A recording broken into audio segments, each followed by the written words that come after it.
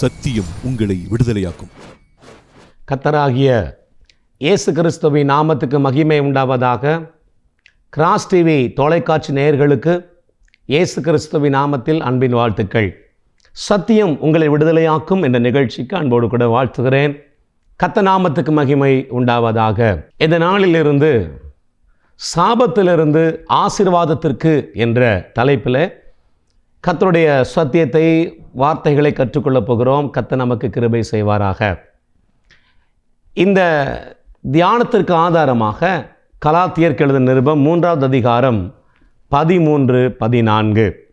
மரத்திலே தூக்கப்பட்ட எவனும் சபிக்கப்பட்டவன் என்று எழுதியிருக்கிறபடி கிறிஸ்து நமக்காக சாபமாகி நியாயப்பிரமாணத்தின் சாபத்தினின்று நம்மை நீங்களாக்கி மீட்டு கொண்டார். 14. ஆபிரகாமுக்கு உண்டான ஆசீர்வாதம் கிறிஸ்து இயேசுவினால் புறஜாதிகளுக்கு வரும்படியாக ஆவி குறித்து சொல்லப்பட்ட வாக்குத்தத்தத்தை நான் விசுவாசத்தினாலே பெரும்படிக்கு இப்படி ஆயிற்று. கலாத்தியர் 3:13 சொல்லுகிறது, மரத்திலே தூக்கப்பட்ட எவனும் சபிக்கப்பட்டவன் என்று எழுதியிருக்கிறபடி இயேசு கிறிஸ்து நமக்காக சாபமாகி நியாயப்பிரமாணத்தின் சாபத்தினின்று நம்மை நீங்களாக்கி மீட்டு கொண்டார் என்று வாசிக்கிறோம். இயேசு எதற்காக சாபமானார்? இயேசு சாபமானார் கலாத்தியர் 3:13. எதற்காக சாபமானார்? 14 சொல்லுகிறது, ஆபிரகாமுக்கு உண்டான ஆசீர்வாதங்கள் எல்லாம் கிறிஸ்து இயேசுவின் வழியாக நமக்கு வரும்படிக்கு இப்படி ஆயிற்று. ஆண்டவராக இயேசு கிறிஸ்து சிலுவையிலே பாவத்தை சுமந்தார், வியாதியை சுமந்தார், தரித்திரத்தை சுமந்தார், மரண பயத்திலிருந்து விடுதலையாக்க ஜீவனை கொடுத்தார், சாபத்தை சுமந்தார்.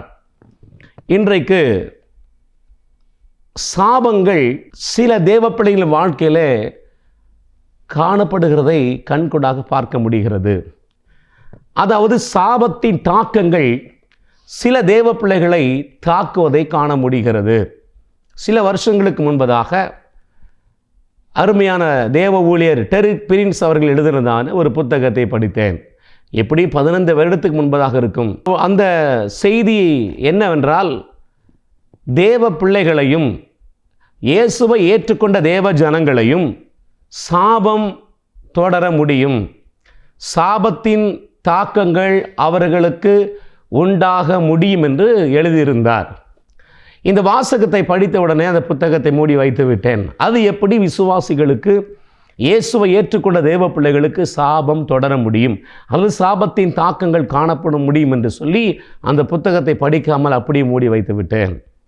சில வருடங்கள் கழித்து எனக்கு ஒரு பெரிய கேள்வி எழுந்தது.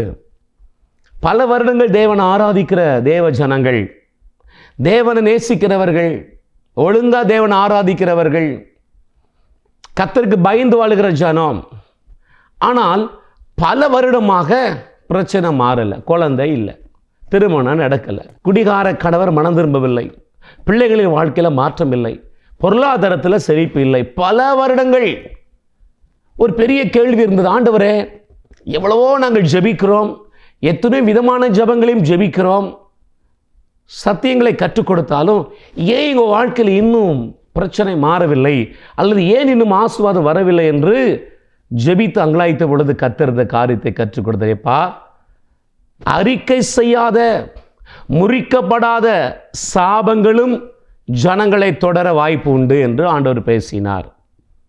நீங்கள் கேட்கலாம், இயேசு சிலுவையிலே சாபமாகிட்டாரு, அப்போ சாபம் எப்படி தொடர முடியும்? நானும் அப்படித்தான் கேட்டுக்கொண்டிருந்தேன்.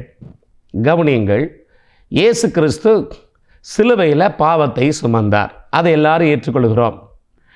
ஆனால் பாவத்தை சுமந்த பின்பு ஒரு தேவ பிள்ளைகளும் பாவம் செய்யாமல் இருக்க வேண்டும் அல்லவா? பாவம் செய்யக்கூடாது அல்லவா? இயேசுதான் சிலுவையில் பாவத்தை சுமந்து தீர்த்து விட்டாரே. அப்படியானால் இயேசு கிறிஸ்து பாவத்தை சுமந்து தீர்த்து விட்டாலும், அவர்கள் பாவங்கள் மன்னிக்கப்பட்டாலும், பரிசுத்தமாகுதல் ஒரு ப்ராசஸாகவே நடந்து கொண்டிருக்கிறது. சில நேரம் சிலர் பாவங்கள் தொடர்ந்து வருகிறது, அந்த போராட்டம் இருக்கத்தான் செய்கிறது. வியாதி இயேசு சிலுவையில் சுமந்துட்டார், ஆனாலும் அநேகர வியாதி தொடர்ந்து கொண்டு தான் வருகிறது. ஆகவே இயேசு சாபத்தை முறித்தாலும் சுமந்தாலும் சில நேரங்களில் சில நபர்களுக்கு இந்த சாபத்தின் தாக்கங்கள் இருக்கிறதை பார்க்க முடிகிறது. அதாவது ஆண்டவராய் இயேசுவை நாம் ஏற்றுக்கொண்ட பொழுது பாவத்திலிருந்து ரட்சிக்கப்பட்டோம். அதுக்கு என்ன பிரமாணம்? ரோமர் 10:9-10 என்னவென்றால், கர்த்தராகிய இயேசுவை உன் வாயினாலே அறிக்கையிட்டு பிதாவாகிய தேவன் அவரை மரித்தோர் என்று எழுப்பினார் என்று விசுவாசித்தால் ரட்சிக்கப்படுவாய். ரட்சிப்பு நீதி உண்டாக இருதயத்தில் விசுவாசிக்கப்படும், ரட்சிப்பு உண்டாக வாயினாலே அறிக்கை பண்ணப்படும். ஸோ நான் பாவி என்று அறிக்கையிட்டோம், இயேசுவை விசுவாசித்தோம், இயேசு என் பாவத்துக்கு அடிக்கப்பட்டார், இயேசு பாவத்தை சுமந்திருக்கிறார் என்று விசுவாசித்தோம், அறிக்கை செய்தோம், ரட்சிக்கப்பட்டோம். விசுவாசம் கூட்டல் அறிக்கை இஸ் ஈக்குவல் டு ரட்சிப்பு. இதான் பாவத்திலிருந்து விடுதலை பெறுவதற்கு, பாவ மன்னிப்பை பெறுவதற்கு ஒரு பிரமாணம். அதே போல் எல்லாருடைய வாழ்க்கையிலும் அல்ல, சிலருடைய வாழ்க்கையில் இயேசு சாபத்தை சுமந்து தீர்த்தாலும், சிலருடைய வாழ்க்கையில் சாபங்கள் முறிக்கப்பட்டாலும், அநேகருடைய வாழ்க்கையில் சாபங்கள் தொடர்ந்து கொண்டு தான் இருக்கிறது, சாபங்கள் தாக்கி கொண்டு தான் இருக்கிறது.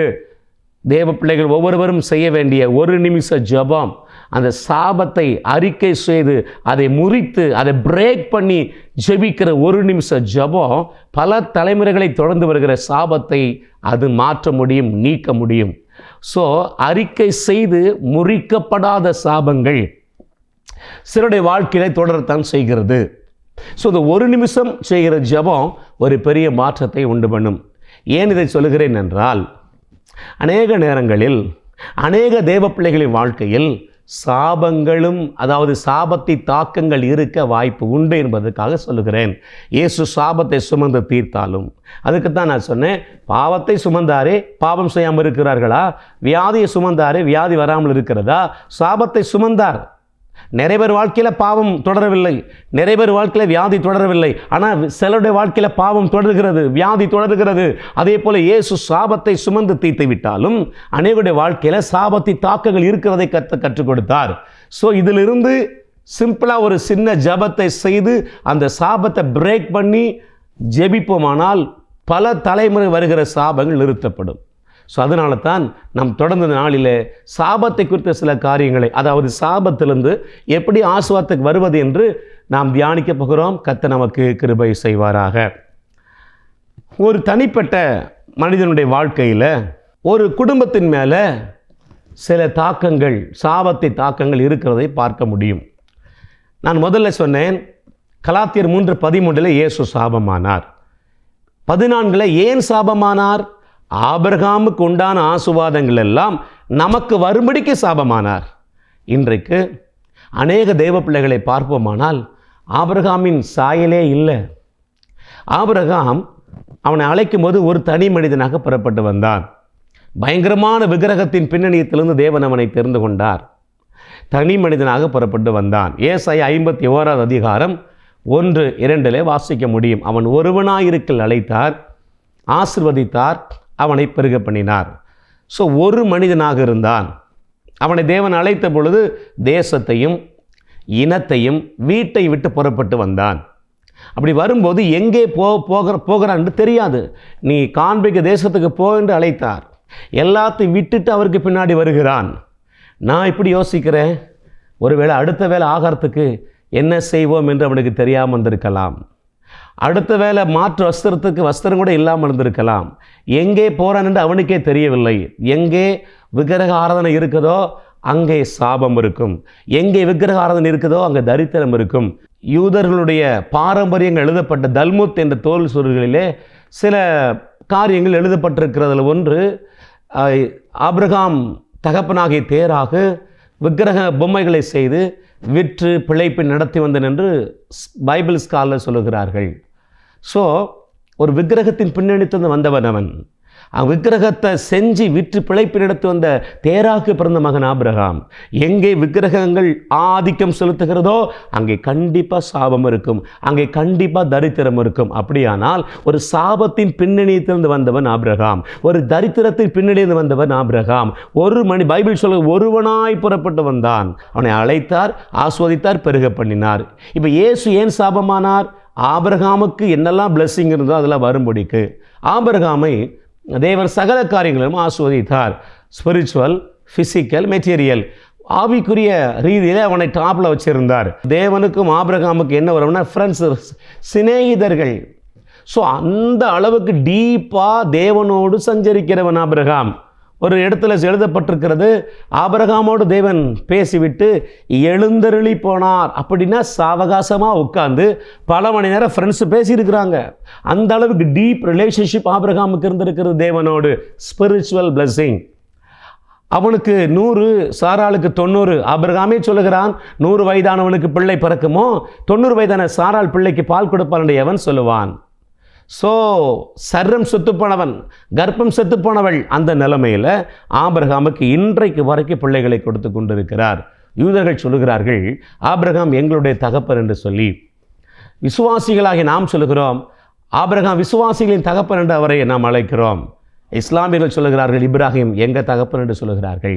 இன்றைக்கு வரைக்கும் ஆபிரகாமை பெருக பண்ணி கொண்டிருக்கிறார். ஃபிசிக்கலாக, மெட்டீரியலில், ஒரு தரித்திரத்தின் பின்னணியத்தில், சாபத்தின் பின்னணியத்தில் ஒருவனாக புறப்பட்டு வந்தான். அவனை பற்றி அவன் வேலைக்காரன் எலியாசர் சொல்கிறான், என் எஜமானை கர்த்தர் மிகவும் ஆஸ்வதித்திருக்கிறார். அவர் வெள்ளியும் பொன்னுமுடைய சீமானாய் இருக்கிறார். வெள்ளியும் பொன்னுமுடைய சீமானாய் இருக்கிறார். யாரிடத்துல பணம் அளவுக்கு அதிகமாக இருக்கிறதோ அவர்கள் ஐஸ்வர்யவான். ஐஸ்வர்யம் யார்கிட்ட அளவுக்கு அதிகமாக இருக்கிறதோ அவர்கள் சீமான். ஸோ ஸ்பிரிச்சுவல், ஃபிசிக்கல், மெட்டீரியல், இந்த மூன்றிலுமே ஆபிரகாம் டாப்பில் இருந்தான். இப்போ இயேசு சாபமானது உண்மையானால், இயேசு நமக்காக சபிக்கப்பட்டது உண்மையானால், சாபம் நமக்கு முறிக்கப்பட்டது உண்மையானால், ஆபிரகாம் உண்டான ஆசீர்வாதங்கள் நமக்கு வந்திருக்க வேண்டுமே. 10 வருஷம், 15 வருஷம், 20 வருஷம், 30 வருட தேவ பிள்ளைகளுக்கு கூட நன்மையை அவங்க பார்க்கலையே. பரிதாபமாக வாழ்ந்துட்டு இருக்கிறாங்களே. கடன்லையும், கண்ணீர்லையும், தரித்திரத்தில், வியாதியிலும் போராடி கொண்டிருக்கிறார்களே. ஆபிரகாமின் சந்ததி என்பதற்கு அடையாளமே இல்லையே. வேதம் சொல்லுகிறது, நம்ம எல்லாம் தேவன் ராஜரிக ஆசாரிய கூட்டமாய் தெரிந்து கொண்டாராம். Royal priesthood. இன்னும் சொல்லப்போனால் நாம் எல்லாம் ஒரு ராயல் ஃபேமிலியில் பிறந்திருக்கிறோம். நம்ம அப்பா வானம், பூமி, சூரியன், சந்திரன் எல்லாவற்றையும் உண்டாக்கின பரம தகப்பன். அவருக்கு பிள்ளை நாம. ஆனால் அந்த சாயல் நம்மகிட்ட காணப்படுகிறதா? ராஜாவின் குமாரன், ராஜகுமாரனை சாயலை பார்த்தே கண்டுபிடிக்கலாம். ஒரு இளவரசியை அவருடைய அட்மாஸ்பியரை வச்சே கண்டுபிடிக்கலாம். தேவஜனங்களை பார்க்கும் பொழுது சாபம் முறிக்கப்பட்டவர்களாக, ஆபிரகாமின் ஆசீர்வாதத்தை சுதந்திரித்து கொண்டவர்களாக இருக்கிறார்களா? வெகு சிலரை தவிர அநேகர் பரிதாபமாக வாழ்ந்து கொண்டிருக்கிறார்கள். கண்ணீரில் வாழ்ந்து கொண்டிருக்கிறார்கள். வியாதியில் போராடி கொண்டிருக்கிறார்கள். கடலில் போராடி கொண்டிருக்கிறார்கள். பிள்ளைகளோடு போராடி கொண்டிருக்கிறார்கள். குடும்பத்தில் சமாதானம் இல்லாமல் போராடி கொண்டிருக்கிறார்கள். ஆகவே தான் சொல்லுகிறேன், இயேசு சாபத்தை முறித்து விட்டால், உண்மையிலாகவே ஒவ்வொரு வாழ்க்கையில் முறிந்து விட்டால் இவைகள் வந்திருக்க வேண்டுமே, வரவில்லையே. ஆகவே ரட்சிக்கப்பட்ட பின்பும், இயேசுவை சொந்த ரட்சகராக ஏற்றுக்கொண்ட பின்பும் சிலருடைய வாழ்க்கையில் சாபம் தொடர முடியும். சாபத்தின் தாக்கங்கள் இருக்கத்தான் செய்கிறது. அதை பிரேக் பண்ணி ஜெபிப்போமானால் அது நிறுத்தப்படும். அதை தான் நம்ம தியானிக்க போகிறோம். இந்த எபிசோடெல்லாம் தொடர்ந்து பார்த்தா தான் உங்களுக்கு புரியும்.